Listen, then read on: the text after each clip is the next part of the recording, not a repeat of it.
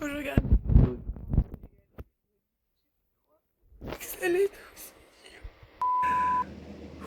c'était vraiment pas facile, je vous le jure.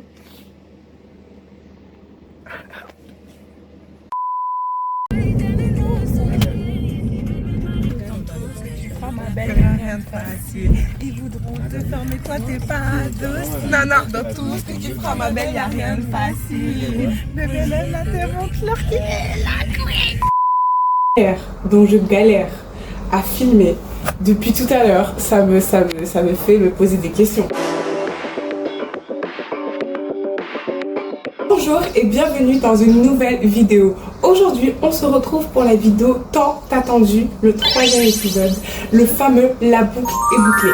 Pour ceux qui n'ont pas suivi, j'ai fait une sorte de série d'épisodes sur la vie étudiante, car j'ai fait ma première année et j'ai fini ma première année. Et j'ai eu ma première année. Du coup, depuis le début de cette aventure, vous m'accompagnez. Donc, vous m'avez accompagné en fin terminale lorsque j'ai eu ma graduation. Et puis après, au milieu de l'année, donc le vlog dernier. Et là, c'est le dernier vlog qui va aborder la première année étudiante. Parce que j'en ferai peut-être pas d'autres après dessus. Et c'est un peu du coup le dernier chapitre. Dans cette face caméra, j'aimerais qu'on revoie ensemble tout le cheminement de cette première année d'université. Donc ça va être compliqué, ça va pas être facile de tout vous retracer parce que je pense que c'est une expérience qui est propre à tout un chacun, qui est personnelle, et la manière dont on le vit est très dur à expliquer parce que vraiment c'est un melting pot de sentiments, c'est des hauts et des bas, c'est des montagnes russes. Si vous vous souvenez bien, dans le tout premier vlog où je du coup préparais mon départ, je vous avais donné 3 sujets, 3 choses qui me faisaient peur et que j'appréhendais et qui me stressaient. Et dans ces 3 choses, il y avait premièrement le voile en France, parce que j'avais commencé à porter le voile, le foulard, comme vous voulez, en France. Et je l'ai fait pendant toute une année. Alors pour répondre à moi-même, alhamdoulilah, dans la même pièce où j'avais énoncé toutes ces craintes, et bien j'ai la réponse. Alhamdoulilah. Et bien j'ai la réponse, et bien ce voile a été un tri, a été une bénédiction, et a été la chose qui m'a fait illuminer. Deuxièmement, j'avais peur de me faire des amis. Je savais pas, enfin j'apprenais à me faire des amis, comment on se fait des amis, comment on repart de zéro, sachant que j'ai fait tout mon lycée dans le même établissement. Donc tu sais, les amis, c'est des gens que tu côtoies depuis 10-5 ans, donc tranquille, tu vois. Et bien je me suis fait des amis et je me suis fait des ennemis. Et pour finir, j'avais peur de quitter ma mère, l'appréhension de la famille, tout ça. Et bien écoutez, elle m'a manqué, mais vous regardez la vidéo jusqu'à la fin et vous avez tous ces détails. Sans plus tarder, on rentre dans le vif du sujet. Que je regarde là et que je regarde là, c'est parce que j'ai un retour de caméra sur mon téléphone. 3, 2, 1. J'ai pris l'avion le 21, je suis arrivée le 22. Et quand je suis arrivée, j'ai vu ma soeur alors que je ne l'avais pas vue pendant 3 ans. Donc ma grande sœur, vous l'avez vu dans les autres vlogs. Je vous passe les détails, mais c'est sûr que c'est compliqué de revivre avec ses frères et sœurs alors que pendant 3 ans, on n'a pas vécu ensemble. Mais là, on s'est retrouvés tous sur le même toit, moi, mon frère, ma sœur, sans ma mère. Donc ça a été un peu compliqué, mais évidemment, c'était une bénédiction et on s'est senti super reconnaissant d'être là, en fait, d'être là ensemble à 3. Naturellement, avec le temps, chacun a dû se séparer. Mon frère est parti dans une autre ville pour faire ses études et ma soeur l'a accompagné pour s'installer. Et durant ce temps, moi j'avais ma pré-rentrée. Alors il faut savoir qu'avant qu'il parte, il m'avait installée dans ma chambre étudiante. Donc je savais où j'allais vivre et tout, je commençais à installer. Mais j'avais pas encore tout à ma disposition, donc je pouvais pas encore m'installer en vrai. Donc je vivais encore chez ma soeur. Et il y avait une pré-rentrée, donc je trouve que c'est une idée super. De toute façon, vous allez voir, j'aime beaucoup mon université, j'aime beaucoup mon école, j'aime beaucoup les profs, j'aime beaucoup ce que je fais, alhamdoulilah. Mais il y a quand même des hicks, parce que vous allez voir, la vie étudiante, c'est énormément nuancé. Et ce jour-là, la pré-rentrée, on nous avait convoqués dans un amphi Cujas. Super beau et tout, mais je le trouvais pas. En fait, je trouvais pas mon école. Il y avait Maps qui me disait mon école est dans la rue, enfin faut tourner et tout, mais je trouvais pas. Et ma soeur était allée avec mon frère, donc ils n'étaient pas dans la même ville que moi et tout, j'ai dû me débrouiller seule et je trouvais pas. Donc c'était galère, je demandais aux gens, enfin j'ai pris 400 000 ans pour trouver. Et lorsque j'ai trouvé, je suis rentrée dans l'amphi, sauf qu'il y avait toute la promo, donc on est environ 171, un truc du genre. Et je me suis ramenée, moi, dans un amphi de 171 en retard. Oh mon Dieu! Il y avait le directeur, la directrice de la promo, la directrice des échanges. Enfin, il y avait tout le monde pour me dire bonjour, bonjour, bonjour. Et moi, je suis arrivée en retard ce jour-là. Donc, comment vous dire que... je sais pas si elle a un rôle dans l'administration, mais en tout cas, c'est ma prof de compta aussi. Et je me rappelle de ce regard, elle me regardait en mode... On arrive pas en retard. Après, ils ont fait un petit discours, le directeur aussi a dit, oui, c'est la pré-rentrée, il n'y a pas de retard en fait, cette école n'accepte pas les retards et tout, et moi je suis en mode...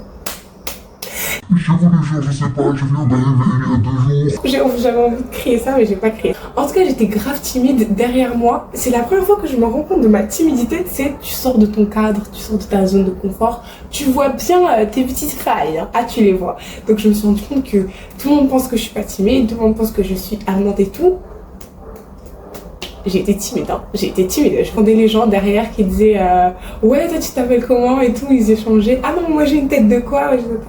J'avais juste envie de me retourner et de dire et moi j'ai une tête de quoi? Pour qu'ils trouvent pas, parce que c'est pas facile de trouver à ma tête que je m'appelle Alison quand même. C'est même pas facile en fait de trouver les noms des gens de manière générale. Mais bon, bref. Après tout ça, toutes les présentations, je suis sortie et il fallait se faire des potes. En fait, il fallait se faire des potes. Et moi, je savais pas quoi faire. Du coup, je suis sortie, j'ai vu une fille qui était comme ça, c'est venue la voir et je lui ai dit coucou, c'est le moment où on parle pour se faire, pour être des potes parce qu'on est seul et tout. Je lui ai dit en gros, c'est le moment où on commence à parler parce que nous deux on est seuls et que tout le monde est en train de se rejoindre en groupe et que tu sembles connaître personne, je semble connaître personne.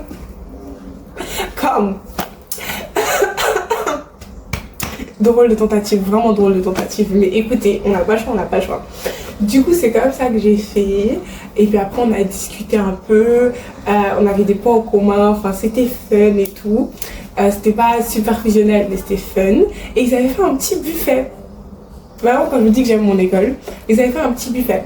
Donc moi, avec elle, on s'est approché de ce buffet. Et ils avaient fait des petites tables. Et tu sais, moi, je m'imposais. Enfin, j'étais à l'aise. Pour le moment, j'étais à l'aise et tout, enfin je m'imposais, c'est trop dire, mais genre tu sais, je savais que j'avais le droit d'occuper une table même s'il y a d'autres personnes là-bas, tu vois. Donc il y avait un rond, une table, tu vois, table de cocktail, et moi je me mets avec elle là-bas. Et il se trouve qu'il y avait 2 autres filles là-bas, mais moi j'étais pas venue pour ces 2 autres filles, j'étais juste venue parce que, enfin tu sais, c'est mieux de manger à plat. Et dans cette table, il y avait 2 autres filles et ces 2 autres filles sont Ella et Neymar. My dear friends, si you watching this, I love you. J'ai fait la connaissance de Ella et Neymar qui sont devenues mes copines pour toute l'année autour de cette table. Voilà, je suis arrivée et puis les deux ont commencé à nous poser des questions. Elles ont commencé à chatter avec nous, on a commencé à chatter avec elles, on a échangé des Instagram et la Welcome Week ça a continué sur plusieurs jours dans la semaine. Donc du coup on s'est revus après, on est devenus potes, enfin après dans les amphis, bref de fil en aiguille, on a commencé et on a fêté l'anniversaire de chacune. C'est l'anniversaire d'Ella est venu en premier, on a fêté celui de Neymar, puis on a fêté le mien. Après rentrée vient donc la rentrée. Donc la rentrée, tu en prends plein les yeux. Pourquoi? Parce que je connaissais pas l'environnement. Ok, moi j'ai voulu m'adapter tout de suite et je vous l'ai dit dans l'autre vidéo, mais quand même je connaissais pas l'environnement. Tout est nouveau, la cafétéria, le restaurant universitaire, les amphis, les heures, tu peux finir tard, tu peux finir tôt, les emplois du temps. Everything is new, everything is chilling, everything is exhausting, but it's okay. Si vous avez besoin d'ailleurs de conseils sur tout ce qui est aménagement, sur tout ce que vous pensez essentiel d'avoir dans sa maison lorsqu'on vient d'aménager et surtout dans une petite maison d'étudiante, parce que c'est bien beau de vouloir remplir sa chambre, mais s'il n'y a plus la place et qu'après on se sent encombré. En tout cas, si vous avez besoin de conseils sur ça, faites-moi des DM, mais je pense pas que je vais faire de vidéos dessus ou que je vais continuer dessus. Fin de la parenthèse. Waouh, on est à l'université. Genre un peu comme dans Monstre Academy, c'est ce truc de on est à l'université, wesh, on est des grands. Bon, moi j'étais la L1, j'étais la plus petite de toute l'université, mais je m'en fiche. Quand je voyais des gens dans le bus et c'était des lycéens, j'ai regardé comme ça. je suis à l'université. Genre, why you talk with me? Bon, j'abuse, mais je me sentais fraîche. Ensuite, comme je vous ai dit, moi j'avais cette volonté de m'intégrer. J'avais cette volonté de connaître ce nouvel environnement que je ne connaissais pas du tout et qui m'effrayait parce que j'étais en mode... En fait, il m'effrayait pas, mais je le connaissais pas, donc j'avais envie de l'appréhender. J'avais envie de l'appréhender, j'avais envie de le connaître, j'avais pas envie d'être inconnue, j'avais envie de le connaître. C'est tout simplement ça. Du coup, j'avais comme plan et comme mindset de le connaître au maximum. Donc j'ai été déléguée. Mais avant, j'ai voulu faire partie d'une association de mon école. Ça me semblait professionnel mais jeune. J'étais en mode, ok, on est à l'université, cette association, elle semble t'apporter un savoir professionnel, mais fait par des jeunes, tu vois. J'ai passé 2 interviews, j'étais grave stressée. Je sais pas pourquoi. Le premier interview, j'étais super stressée. Le deuxième, tranquille. Parce qu'en fait, j'ai passé pour 2 postes. Un poste chargé de communication et un poste chargé de partenariat. Je sais plus si c'était chargé de communication, mais c'était communication ou partenariat. J'ai fini par être prise, par être retenue pour le chargé de partenariat. Et c'est celui où j'étais le plus à l'aise que des deux. C'est celui qui m'intéressait le plus. Donc aussi, c'est pour ça que il y avait plus d'intérêt.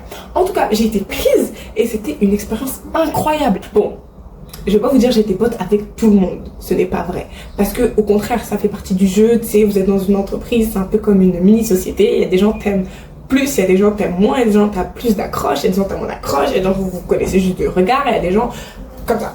Ça fait partie du game, mais c'est ça qui est intéressant. Et en plus avec la JE, vraiment c'était des personnes super. J'ai vu mon premier match de volleyball avec la JE. J'ai mangé mon premier canard avec la JE. J'ai eu mon premier interview avec une personne. D'ailleurs je me rappelle à mon premier rendez-vous professionnel en tant que chargée de partenariat pour la junior entreprise. J'étais grave encouragée et boostée par mon vice-président et le banquier. Si un jour vous passez par là, Romain et Joseph, sachez que ça m'a fait tellement chaud au cœur. Mais de toute façon, Joseph, c'est un vice-président incroyable. Dès le début, il connaissait nos noms. Un jour, je suis venue en retard à une réunion de la junior entreprise. Il m'a appelé par mon nom. Je le connaissais ni d'Adam ni Eve, le book. Il m'a dit, Alison, j'ai fait me. You talk to me. Who? Alison me. Il m'a dit, Alison, ça va? T'es en retard? J'aurais même pas dit t'es en retard. Il m'a dit, Alison, ça va? Bienvenue. Super chaleureux, super accueillant, super professionnel. Premier groupe dans lequel je me suis sentie acceptée, c'était la JE. Le premier, vraiment genre, la première communauté dans laquelle je me suis sentie acceptée à l'étranger, c'était la JE. Et ça, c'est pas dans mon TD. Donc mon TD, c'est les travaux dirigés, c'est donc en amphi qu'on te partage dans des classes. Et ça, c'était pas dans mon TD que je me suis sentie intégrée. C'était dans la JE. On parle du TD, c'est parti! Qui ont suivi l'ancienne vidéo, vous savez qu'avec le TD, c'était tendu. Ah, c'était tendu. Donc, on va vous expliquer. Donc, dans la même démarche de connaître mon environnement, c'est dans cette même démarche que j'ai voulu être déléguée. Of course, qui dit délégué, dit responsabilité, dit les gens viennent te voir, dit tu as l'occasion de parler avec les gens, dit tu as l'occasion de t'intégrer. Donc, that's what I want again. Et moi j'étais extrêmement stressée pour le truc du délégué. J'étais extrêmement stressée, vraiment c'était un discours à prononcer. Mais j'étais tellement stressée, j'ai répété tellement de fois ce truc, vraiment fou. Quand tu connais pas un nouvel environnement, t'as beau être forte, si t'as peur qu'on te descende, t'auras peur qu'on te descende. Et là il y avait aucune raison qu'on me descende, mais j'avais quand même peur. Et donc du coup avec mon TD, j'ai été déléguée parce que personne s'est présenté et parce que j'ai fait un discours qui dead. Donc même la dame qui m'avait regardé mal quand j'étais arrivée en retard et qui est ma prof de comptabilité, était celle qui a assisté aux élections déléguée de mon TD et a dit qu'heureusement que personne ne s'est présenté parce que ratatata, vous connaissez votre go. Quand elle commence à parler la langue de Molière, elle speak la langue de Molière. Pour être franc avec vous, mon TD, dès le début, au semestre 1, je me suis sentie grave épiée par eux, grave méprisée, grave rabaissée. Tout a commencé, je pense, depuis le début et depuis la Welcome Week. Parce que depuis la Welcome Week, en fait, je parle, j'ouvre ma bouche, je speak, et il y a des gens qui me regardaient bizarrement, en mode tu parles beaucoup, enfin tu prends beaucoup la parole, enfin tu prends de la place en fait, on m'en voulait de prendre la place. J'ai pas la version des autres, je sais pas pourquoi ils m'en veulent, mais moi je vous dis mon sentiment et je vous dis qu'est-ce que j'ai fait et qu'est-ce que j'ai reçu, d'accord? Après si eux ils vous diront, bon vous les connaissez pas, mais si eux ils diront que c'est parce que j'ai fait ci ou c'est parce que j'ai fait la hautaine ou c'est parce que j'ai fait la star, les personnes qui me connaissent, savent que je ne suis pas ce genre de personne et qu'ils ont interprété mon comportement à leur manière et qu'ils ont interprété ma spontanéité, mon dynamisme et c'est vrai, des fois je suis un peu, comme dirait les Sénégalais, épaule, enfin des fois je suis un peu moi, I know. Et je le règle parce que je sais qu'on est dans une classe, qu'on est dans un truc commun, qu'on est tous là pour avancer ensemble. Mais de là à me faire passer pour quelqu'un qui fait la star, c'était de la jalousie. Hein. C'était de la jalousie, les cousins, vous le savez très bien. Montez-vous jusqu'à demain, vous le savez très bien. Et ça me regardait beaucoup en mode, pourquoi tu parles, toi?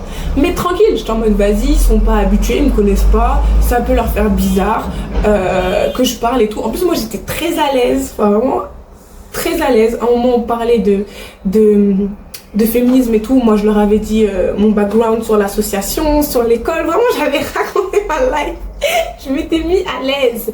Je m'étais mis vraiment à l'aise. Les profs, ils m'aimaient et tout, ça parlait. Mais les autres élèves me regardaient en mode waouh, t'es à l'aise. Tu vois, genre, c'était un waouh. Puis après, un oh, encore elle. Vous voyez ce que je veux dire? Et donc, du coup, après qu'on a commencé dans mon TD, notre école a eu la bonne idée de faire une sorte de discours, j'ai oublié comment ils appelaient ça, mais c'était une sorte de coaching pour apprendre à connaître l'autre, aimer la différence de l'autre et puis savoir que son point de vue n'était pas la vérité et qu'on n'est pas le nombril du monde, hein, voilà, qu'on n'est pas le nombril du monde, il fallait truc. Donc dans cette séquence, on avait partagé plein de petits trucs et tout. Et là, c'est là où les conflits ont commencé à se créer parce que dans ma classe, par exemple, il y avait, on parlait du second degré, les gens disaient que ouais, le second degré c'est génial et tout. Et moi, j'ai dit honnêtement que je ne connaissais pas vraiment le second degré et encore moins le second degré français. Et que des fois, j'ai l'impression que le second degré c'était plus méchant et faire passer une critique à travers l'humour. Et donc, il y avait un côté hypocrite. Enfin, c'est comme ça que moi je voyais le truc. Vous allez voir, après, je me suis fait des amitiés saines et le second degré est venu facilement et tout ça. Mais juste au début, avec certaines personnes qui n'étaient pas forcément saines, j'avais du mal avec leur second degré. Et donc du coup, je l'ai dit et tout, on m'a grave jugé, on m'a grave dit ouais, ça doit être vraiment triste une vie sans second degré. Moi je dis, ça fait 18 ans que je vis sans second degré. Enfin, leur second degré, parce qu'en vrai, il y a là les second degrés dans la langue Wolof. Les Sénégalais sont connus pour toin, donc taquiner les gens au max, on est national pour ça. Normal que ça me fasse bizarre. I don't know them, I don't know the culture, I don't know I don't know. So it's normal. It's for me, it's weird, and I have the right to tell it's weird. It's weird. Ha ha ha. I can't do that. Ha ha ha. If you are, si tu prends personnellement, tu prends personnellement. La langue française le dit. Qui se sent morveux se mouche. Genre en fait ils l'ont fait comme si j'attaquais leur culture. Les cousins, je suis moitié française. Donc bref, ça a commencé de là et ils m'ont du coup tous catégorisé un peu comme la fille différente sénégalaise parce que moi je prenais le Sénégal comme ça. C'est le pays que j'ai connu, vous voulez que je prenne quoi? L'Italie, la Chine.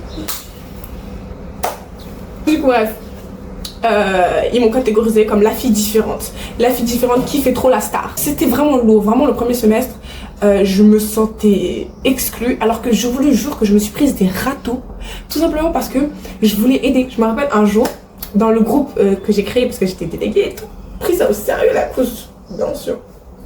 Il y a une fille qui a dit qu'elle avait du mal sur une matière. Moi cette matière j'aimais beaucoup, j'ai fait écoute je peux t'aider et tout. Non, merci. Wesh la couche, je voulais pas te manger, je voulais juste t'aider, hein. Mais vraiment moi j'étais très avenante et je me suis fait prendre des râteaux, mais des râteaux. Bon, je dis pas que je suis tout à fait blanche dans cette histoire et que j'ai été victimisée. Bon, on m'a quand même fait du tort, hein. S'il doit y avoir une victime c'est moi. Mais vous allez voir que bah, ça me permet de faire d'avoir de l'expérience et de me changer moi. Et à la fin de cette histoire je ne changerai pas les autres, c'est moi que je changerai. Et donc du coup de m'améliorer et pas de me victimiser. D'ailleurs je m'étais disputée avec une fille, deux filles de mon TD. En gros ce qu'on me reprochait c'est d'imposer du travail.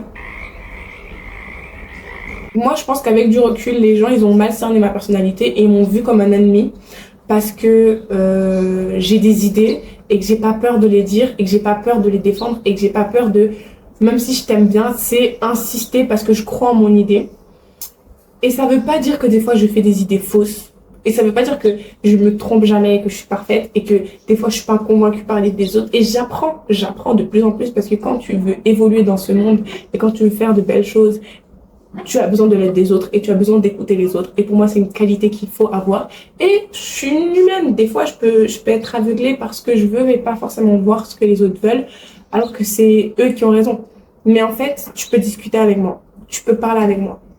Et tu peux me dire, tiens, là, je me sens pas écoutée. D'ailleurs, moi, je pense pas que je l'ai fait. Je pense pas que je l'ai fait parce que de tout mon lycée, on m'a jamais reproché de ne pas écouter les autres. C'est vrai qu'on m'a refait remarquer que j'aimais bien défendre mon idée coûte que coûte, mais je suis pas débilos, en fait. Je suis pas débilos. Je laisse toujours l'avantage du doute que j'ai tort. Hein? Bon. Donc, les filles, ces filles, c'était basé sur ça pour me détester, pour justifier la méchanceté qu'elles avaient envers moi, pour justifier le fait qu'elles me faisaient sentir paria. La dispute, elle est éclatée. Moi, dans un élan de me faire accepter, de me faire aimer, j'avais voulu partager les fautes. J'avais voulu dire, écoute, vous savez quoi, la prochaine fois, je leur ai même pas dit ça, mais je me suis dit, écoute, si c'est ce que vous avez senti, je suis désolée, mais c'est pas ce que je voulais vous faire ressentir. Et je pense que c'est injuste parce que d'une partie, ça m'étonne de comment je me revisualise le truc.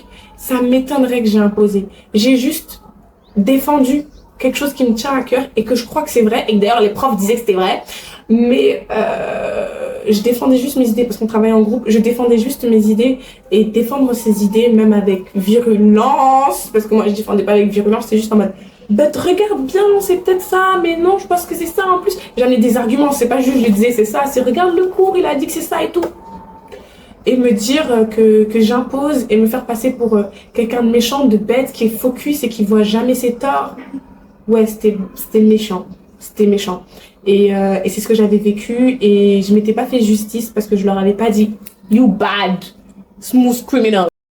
Je leur avais dit bah écoutez, si vous l'avez senti comme ça, sachez que c'était pas ça, vous n'en faites pas et tout. Mais elles avaient voulu me faire, hein. Elles avaient voulu crier sur moi. Moi j'ai crié sur elles, elles ont arrêté de crier. Parce que vraiment, moi j'étais en mode non. Maman elle a crié, j'avais tu cries pourquoi, tu vas faire quoi? Non, j'ai pas dit tu cries pourquoi, mais j'ai dit qu'est-ce que tu vas faire? Elle a rien dit, elle a baissé d'un ton, on a commencé à parler, je me suis excusée. Mais vraiment, genre j'ai failli pleurer devant elle ce jour-là. Mais j'ai pas pleuré, j'étais très fière de pas pleurer. Mais quand il y a eu confrontation avec ces filles, j'ai failli pleurer parce qu'en fait, punaise, si je fais une faute, t'es pas obligé de me faire sentir comme la dernière des personnes.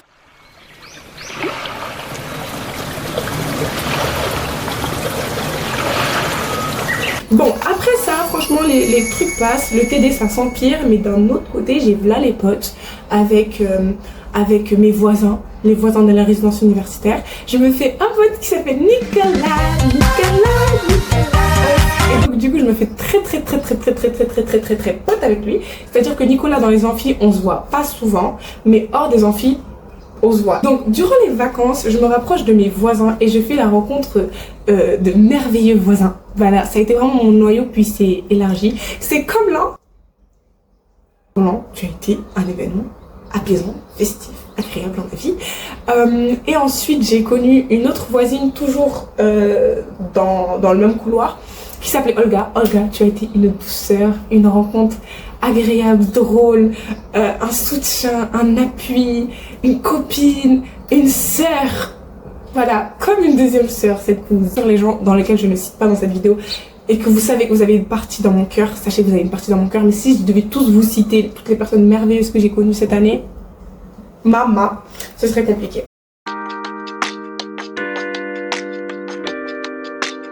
J'étais partie de l'idée de ok c'est bon, je me fais plus pote avec personne, les gens m'ont dit ils veulent pas être pote avec moi, y a pas de souci, enfin continuez à me détestez-moi, y a pas de souci, parlez derrière mon dos, soyez méchants avec moi, y a pas de souci, j'arrête de faire des efforts envers vous, je suis une déléguée, je fais passer les informations, mais j'arrête, hein, bon.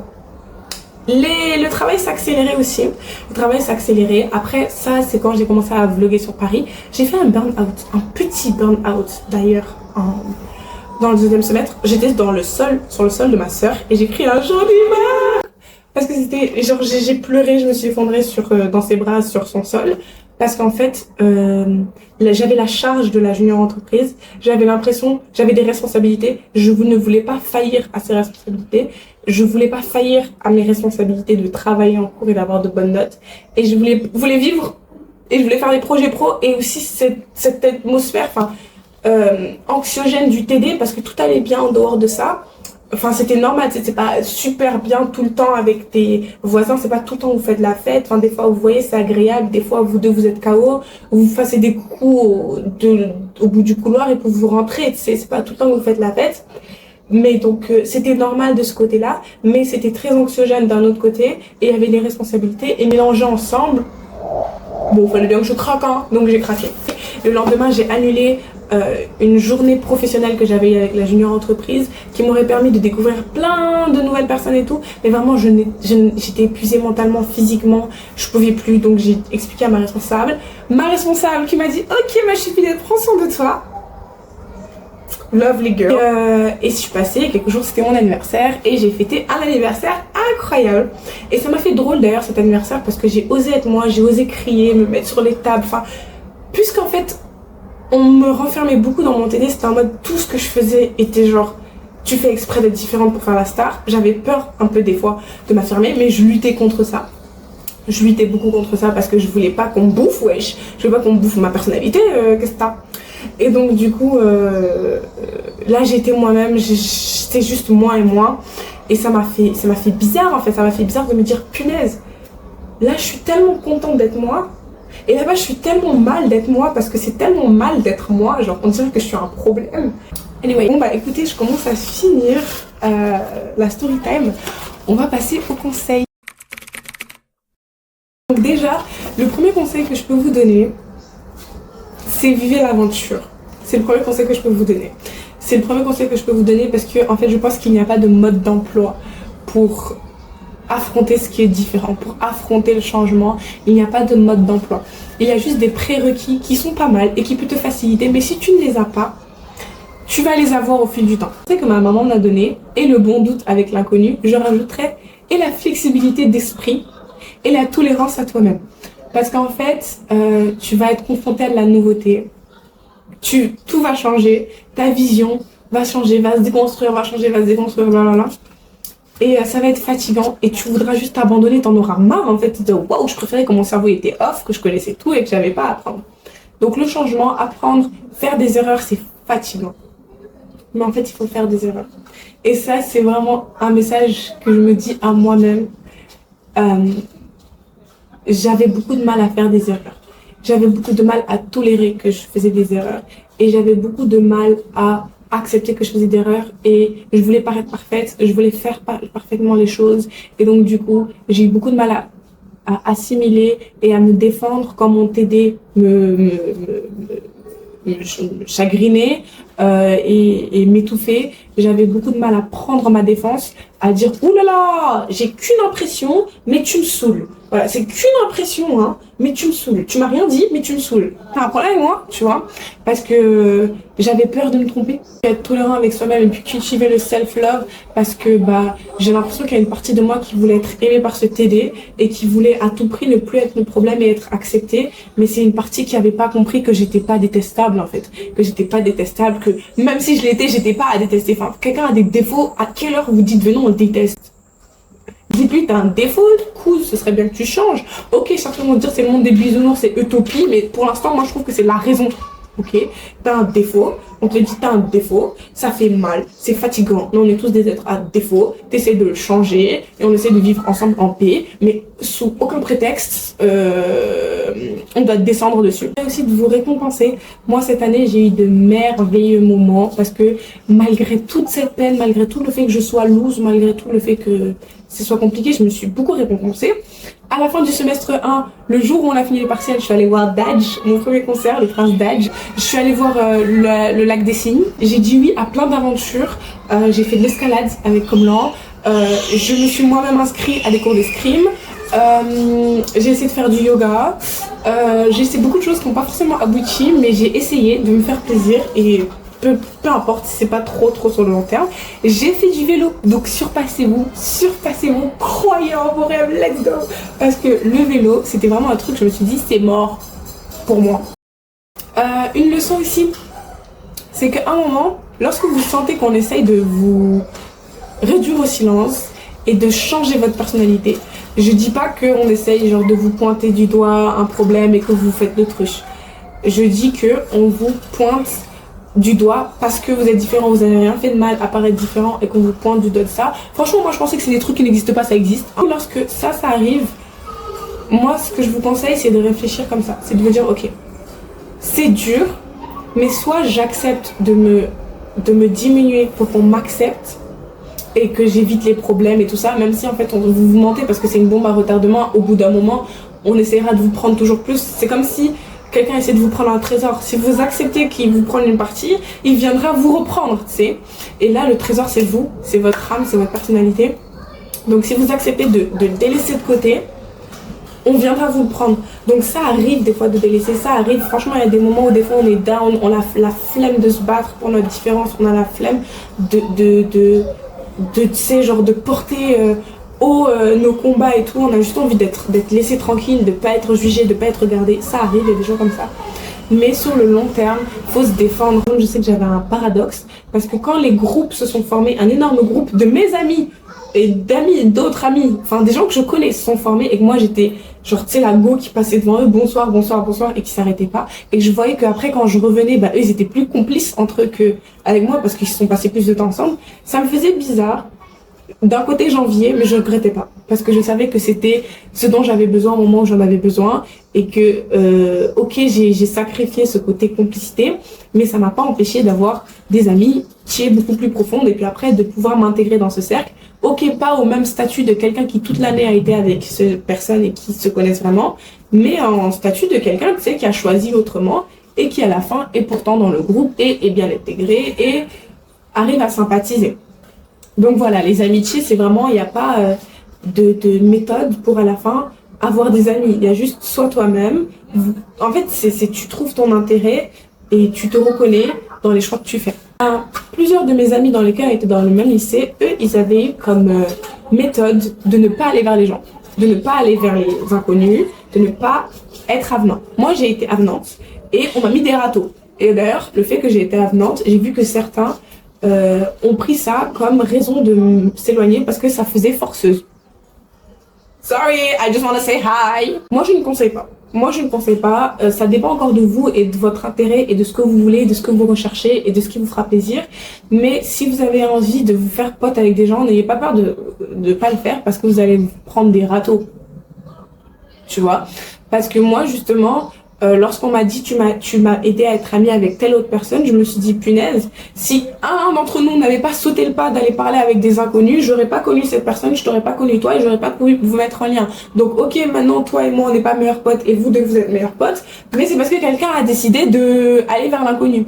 Donc ça revient à des trucs très philosophiques et très de base de il faut pas avoir peur de l'autre. Je pense que la problématique la plus dure que j'ai eu à vivre et que je vis toujours et que c'est l'université qui me l'a imposé en quelque sorte, c'est se connaître. C'est se connaître, savoir ce qu'on veut, savoir ce qu'on n'aime pas, savoir qui on est, savoir qui on n'est pas, savoir ce qu'on défend, savoir ce qu'on défend pas. C'est une grande question et que chacun a sa réponse, ce qui est très bon aussi. Déjà, j'espère que cette vidéo vous aura servi à voir que c'est nuancé et que le tableau est peint de plusieurs couleurs. Parce que ça a été assez dur et je pense que vous le voyez quand je le parle du TD, et même il y a des disputes que je vous ai passées sous silence parce que j'en ai beaucoup trop parlé, mais des moments où j'ai pleuré, des moments où je me suis sentie triste et tout. Mais en fait, mes larmes quand je venais ici, les larmes que j'ai versées avant de venir au Sénégal, c'est des larmes de soulagement parce que c'est comme si tu bois une potion et dans cette potion, il y a du sucre et du sel. Et à un moment, c'est sucré, c'est bon. À un moment, c'est salé. À un moment, c'est pimenté. À un moment, c'est ennuyeux. Tu t'en as marre de boire. À un moment, c'est vraiment un mélange. Mais c'est un mélange costaud.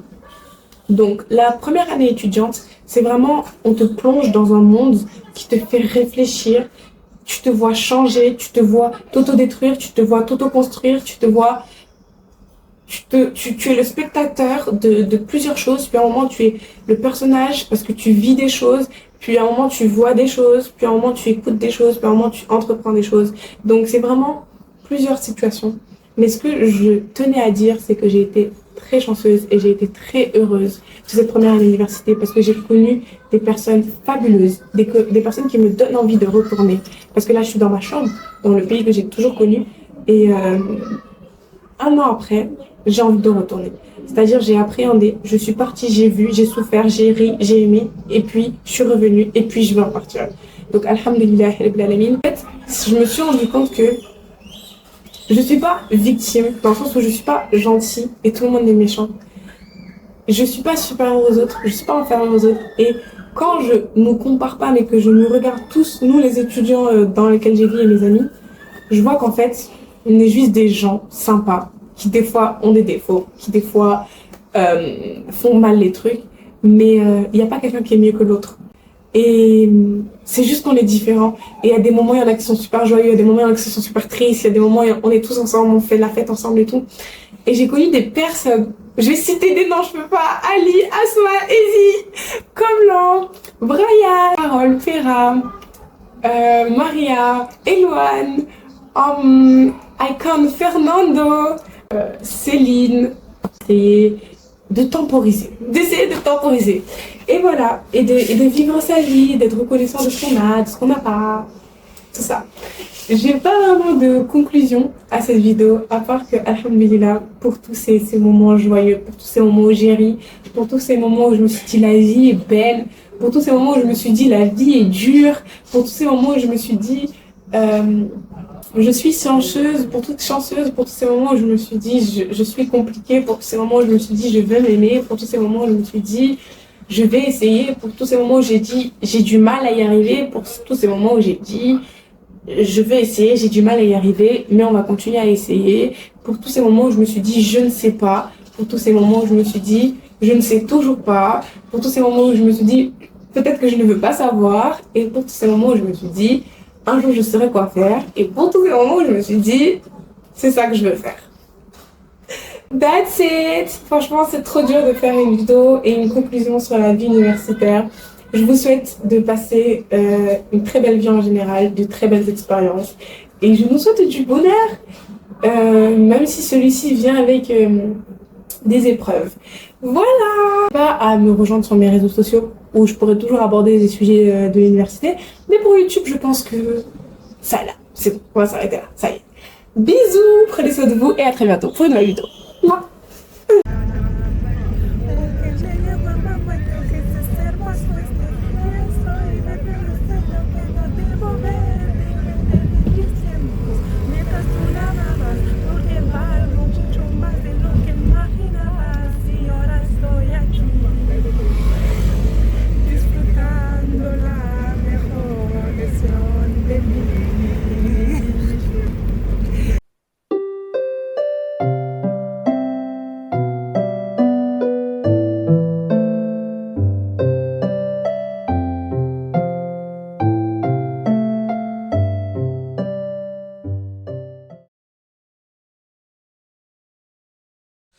Are you working or are you not working? I don't know how it's working. Nous avons un micro, donc apprêtez-vous à ce que ça pète. Ça s'appelle Stay Tuned.